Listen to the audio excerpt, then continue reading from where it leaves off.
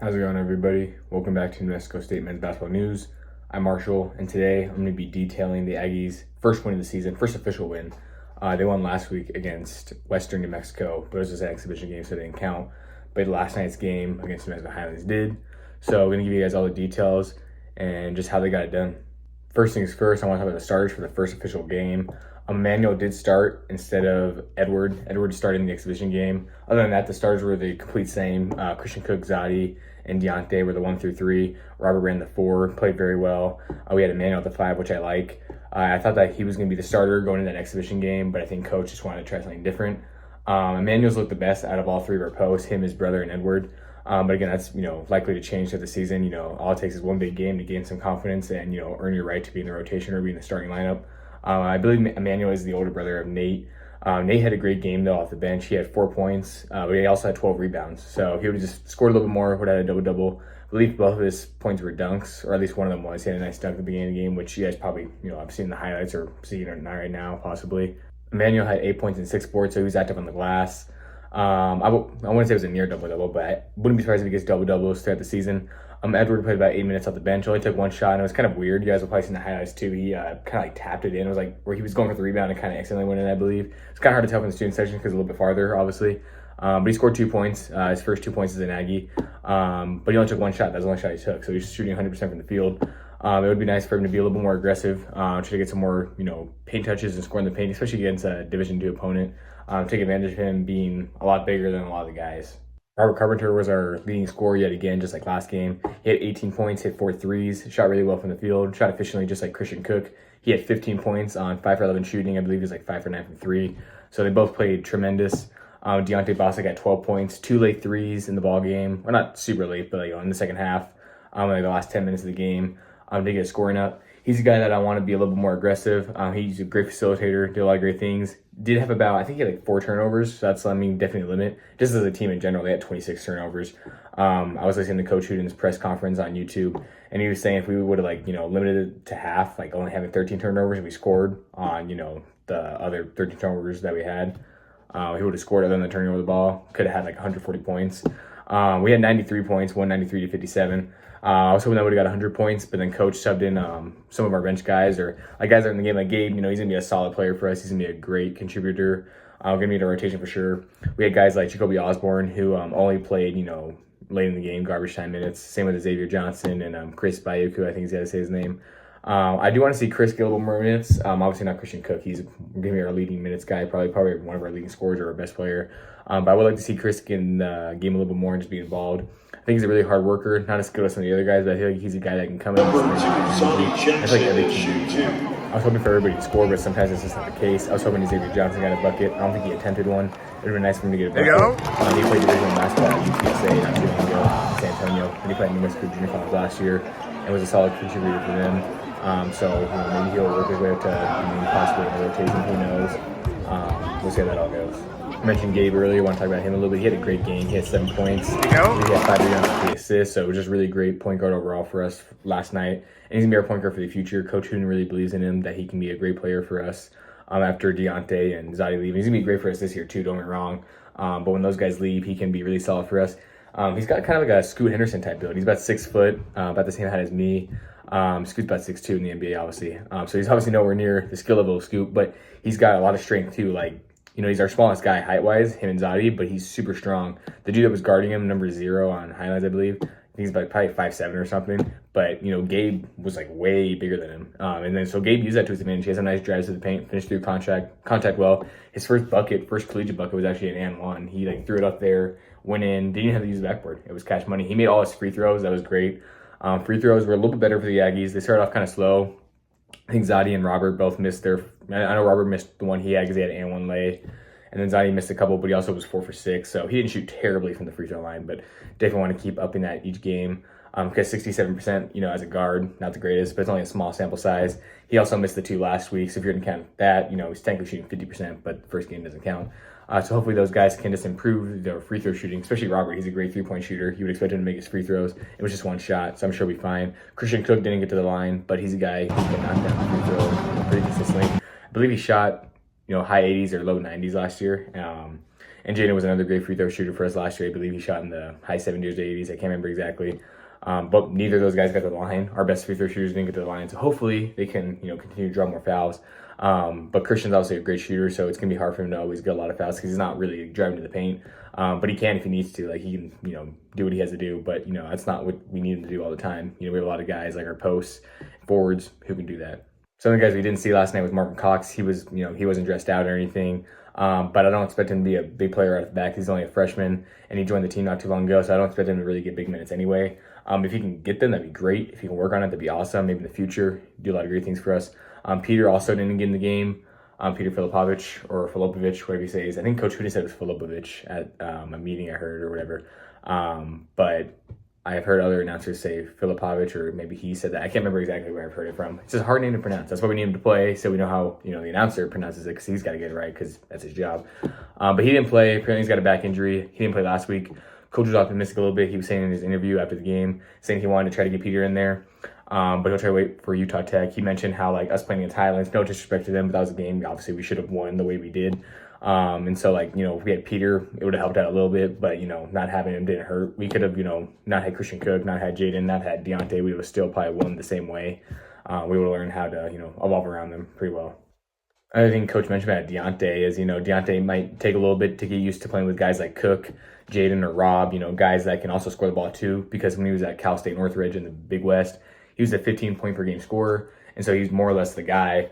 Kind of had to do a little bit more. But now that he's got other scores around him, he might not have to do as much. I'm not sure what the record was there. I can't remember if they had a winning team or not. But hopefully he just gets adjusted to the system. It's not going to be, soon. It'll be soon, I think, but it's not going to happen right off the bat. It's not going to be the next game. He's going to be, oh my, he's dropping 15 to 20 points again. Might take him some time. But I mean, Christian, Rob, and him, they're going to be, our top guys for sure, I believe. And that's what they've shown me. And Zadi too. Zadi's looking really good. Zadi actually had 14 points. I believe he led the team in assists with 5. I mentioned earlier, Nate led the team in rebounds with 12. Robert led the team in scoring with 18, led all scorers with 18. And I believe Nate led all, rebounds from both teams with 12. Assists, I'm not sure, who the highest assist leader was on Highlands, but I'm sure our guys pretty much led in everything. We were up by almost 50 at one point. I think we were up 80 to 32 after a pair of trays from Deontay.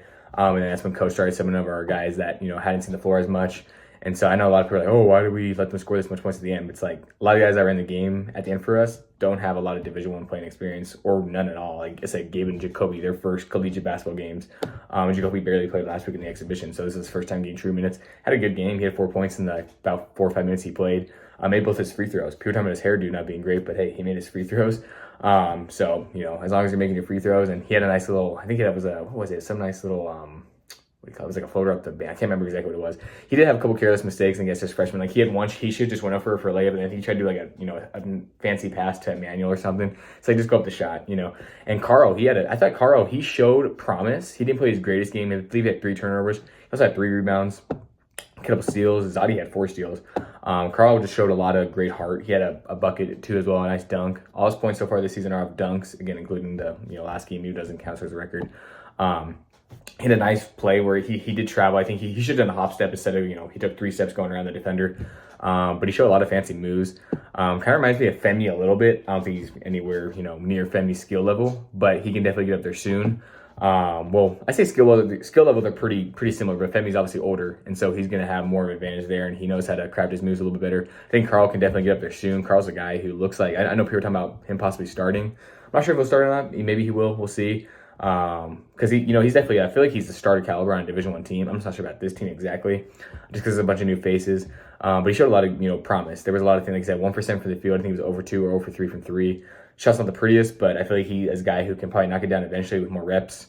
Maybe even clean the form a little bit. We have a lot of great player development coaches that can help with that. Similar to last week, the defense looked really great. Like we went on a 20-0 run to start the game, which is insane. And we weren't even playing our greatest basketball on offense. We had a couple lazy, sloppy plays here, turnovers. We actually had 26 turnovers for the game. I think I mentioned that earlier.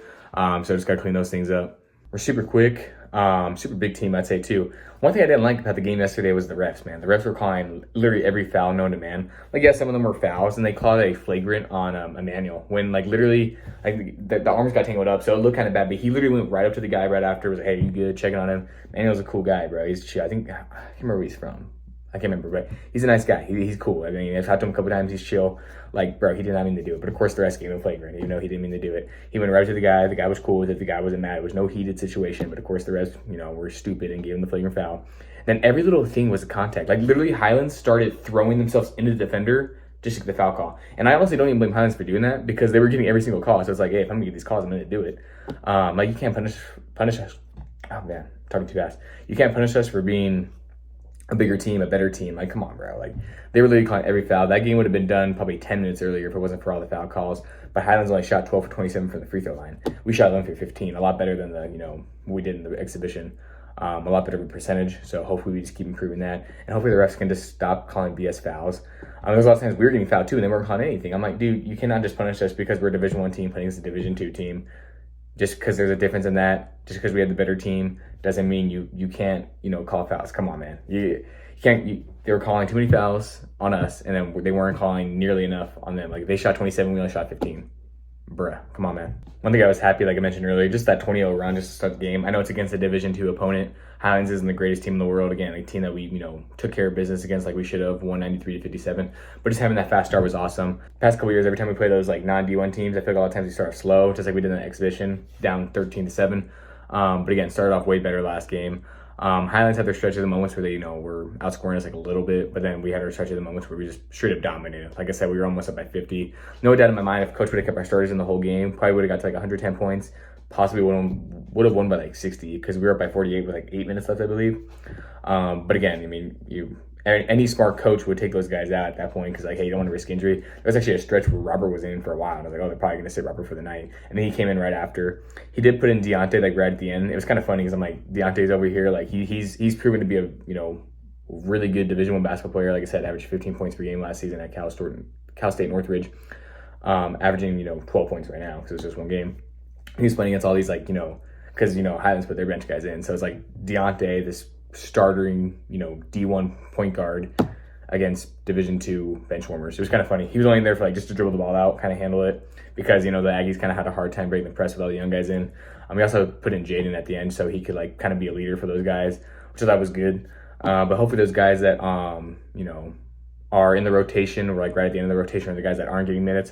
Hopefully those guys can just keep on improving so that the next time they're getting the opportunity, they can capitalize on it and give themselves a bigger name and have a higher chance of solidifying their name in the rotation. That's going to do for the video. I talked on everything I want to talk about, touched on everything I want to talk about. Let me know what you guys thought about the game in the comment section. How do you guys think we can improve? Like I said, rebounding. Rebounding we did not horrible.